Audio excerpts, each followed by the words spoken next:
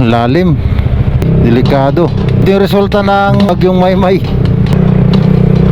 Aray, sabi ko na eh, grabe, di tayo dun sa gilid guys, delikado tayo dun. Ay, yan oh, lubog guys. Ano pa dyan sa unahan guys, mas malala dyan, matik yan, malalim yan. Natambakan nila ng nilalagi sa sako sa madaanan ng tao.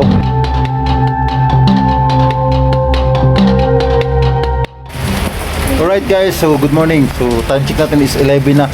So guys, andito tayo ngayon sa mismong proper ng Baguio. So uwi na kami ni Macy sa Manila. So ito yung rides namin ngayon is pagsapalaran to sa daan kasi alam natin na may bagyo. Yan, makikita nyo guys, sabi yung fog dito. Ano na, almost 5 days lang umulan dito, tuloy-tuloy. Huli na hindi baha yung dadaanan namin na papuntang Manila. So kasi alam naman natin na ito typong Maymay to eh. Pero paalis na siya, kaya napag-decide kami ni Miss na uwi na kami ng Manila. So yan guys, yan si OBR na kaputi. Try namin ngayon guys yung kaputi namin. Ito bagong order namin na kaputi, dalawa. Couple kami. Yan, shout out naman sa Kuanyan. Yan, Kuanyan quality. Yung kaputi guys, matatry natin kung gaano katibay at gaano kaganda yung kaputi na to. Sobrang lakas ng ulan at saka hangin na. Ngayon guys, ang dadaanan namin ngayon is ayon sa post dito sa Baguio, yung Canon is closed na. Monday pa ata nag-close yun kasi may mga landslides na guys, no. Kung Mamarcos Highway ka mga ngayon guys, ito gagamitin namin yung motor namin na nag-iisa. Yan, malulusong na naman to sa bahay. Hopefully na hindi malalim yung dadaanan namin ng mga baha sa kalsada. Kaya sana pagdasalan namin na maging successful yung pag-uwi namin, sana maging okay yung namin, biyahe namin na to papunta Maynila. So yun guys, no, update ko na lang kayo sitwasyon ng mga dadaanan namin na lugar.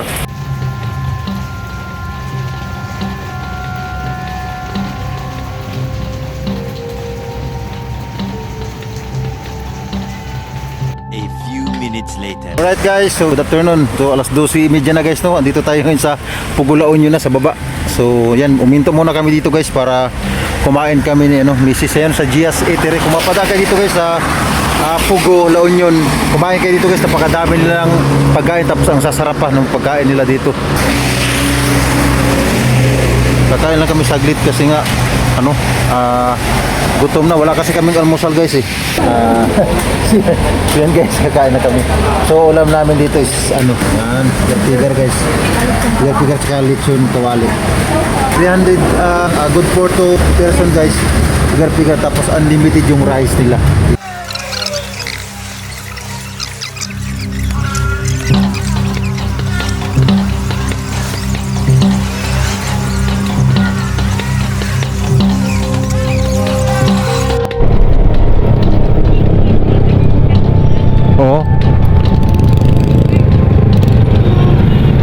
Alright guys, so andito tayo guys sa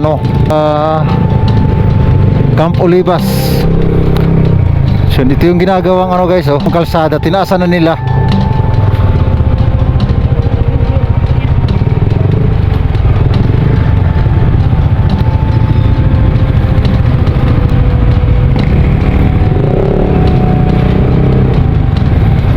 Yan no. Punong-puno yung drainage eh. Punong-puno Grabe. Sobrang lalim dito guys pag bumaha dito. Kaya nagkakaroon ng traffic dito guys dahil sa ngayon yung baha guys Buti bumaba yan na yung baha. So yun yung bagong ginagawa kalsada ganda. Tinaasan nila guys. Dito to sa part ng Camp Olivas. Traffic talaga dito.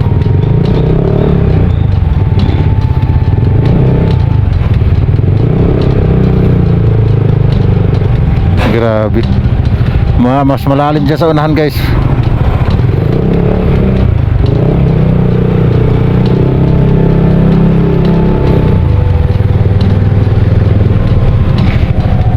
Punong-puno.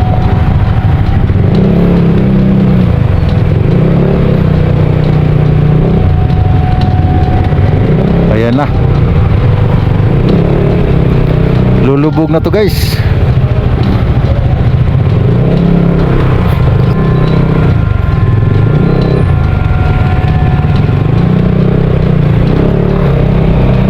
Ito guys, oh, sabi ko na eh. Ano, lalim.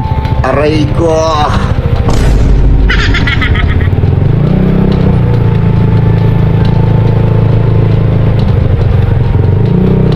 Uy, delikado. Ganyan dito guys, oh. Grabe. Sobrang lalim na.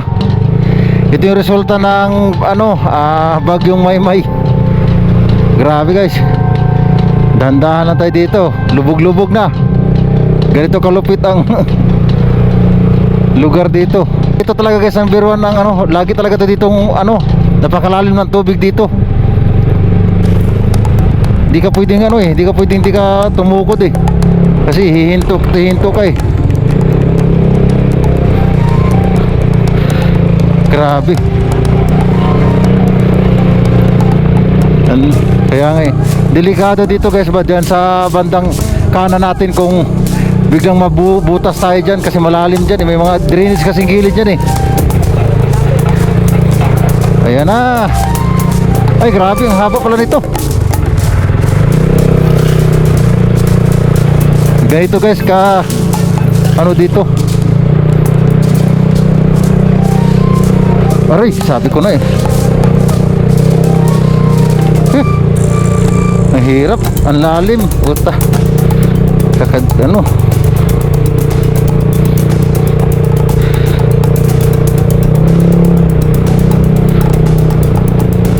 Grabe lalim dito guys, oh. Up, yeah.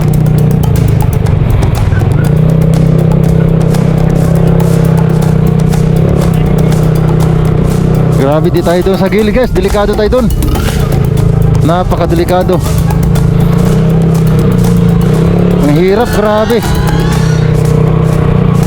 Ang lalim. Hindi pa kasi matapos-tapos to eh. Ang hirap ng daanan. Mga butas-butas. Delikado pag masimplang ka dito. Yan na guys, oh. Yan yung ginagawa guys, oh. Hindi pa natapos yun, oh. Tinambakan muna nila, tapos pagkatapos tambak nila, dinaasan uli. Nilagyan na ng ano, simento na sunod yan.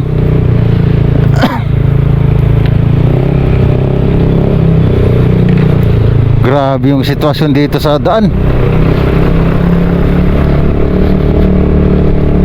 Basang-basa yung ano ko, oh.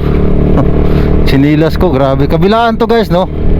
Sagad kasi ito doon sa kabila eh. Kaya dito naman sa kabila din tong ano. Eh yung update natin, oh, grabe oh, tubig oh. So grabe. Lalim ng tubig. Dito to sa Santo Tomas, Pampanga. Yan. Papasok na tayo guys sa Santo Tomas, Pampanga. Dito na to sa Minalin. So yung dinaan natin is part ng San Fernando.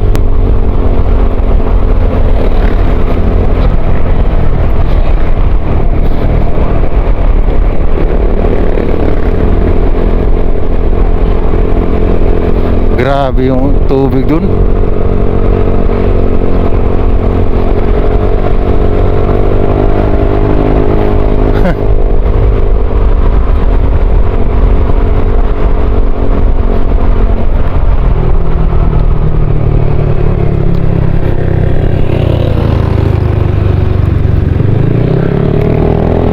Yung gas dito guys is may 67, 65. Dito sa part ng San Fernando guys is medyo mababa yung gas dito. Di gaya dun sa ibang lugar ng ano, bandang Tarlac or bandang ano, Bulacan, yan kataasan yung gas dun. Kaya dito tayo magpapagas tayo dito sa unahan.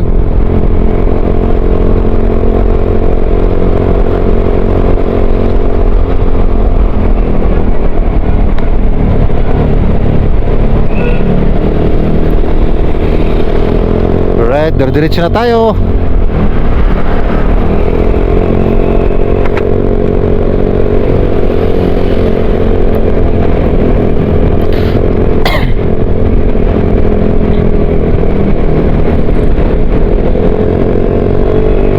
Ginabi na tayo, grabe.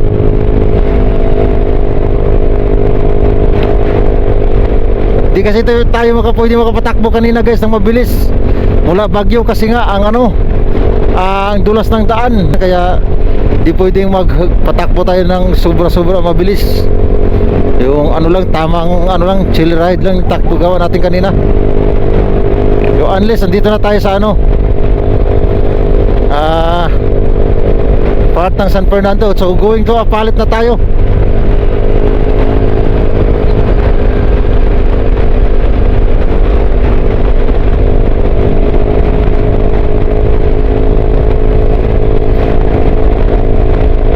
So malayo pa to. Nasa mga almost 2 hours and a half pa tatakbohin natin mula dito sa Apalit, San Fernando, papuntang ano, Manila.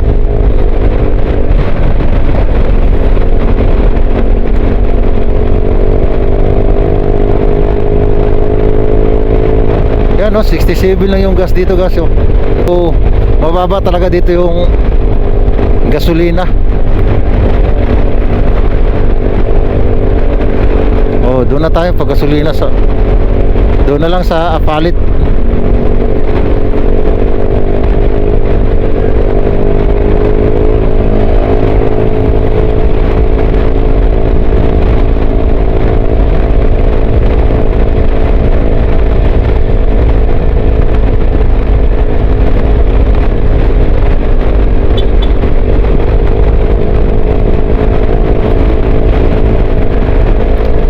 Buti na lang at wala nang ulan dito banda sa ano, papuntang Bulacan. Hindi na tayo nagkaputi. Pangalawa, wala na rin yung ano, baha.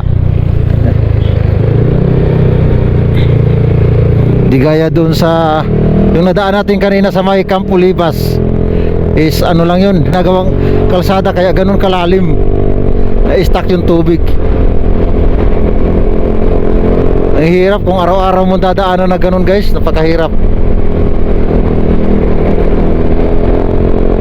Oo, may hito. Grabe.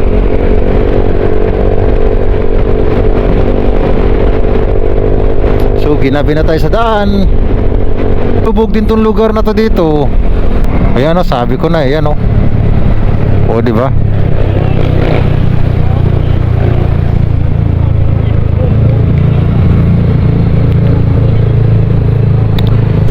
Yan guys, oh. Oh, di ba? Lubog guys. Slow down yan. Aray ko. Grabe. Ito yung part din na malalim dito guys. Pag binaha talaga, tumaas ang tubig dito, malalim dito eh.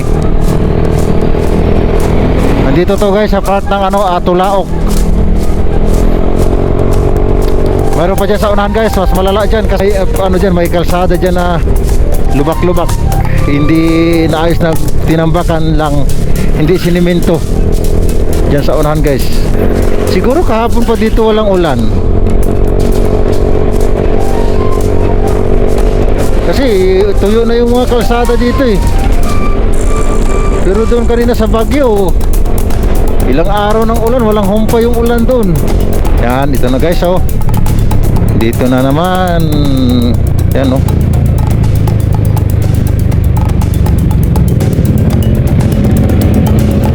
Ay buti, manipis lang yung tubig.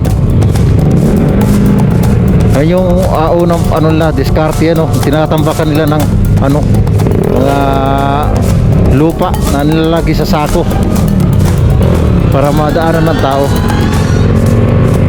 So dito tayo guys sa kaliwa kasi malalim dito eh, delikado tayo dito eh. Baka malubog tayo dyan.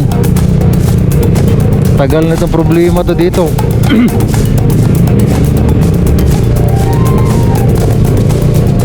Ang tagal ng problema to ditong ano na to.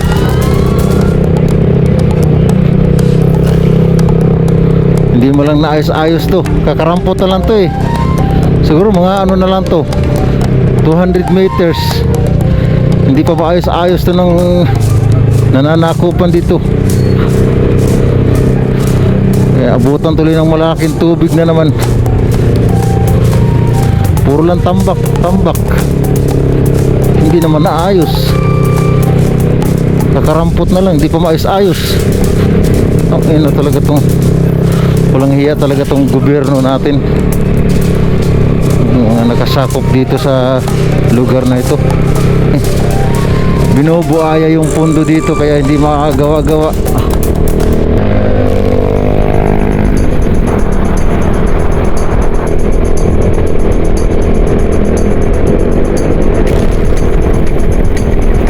Oo, malalim yan dyan. Mas malala yan dyan. Ilog ang dulo niyan eh.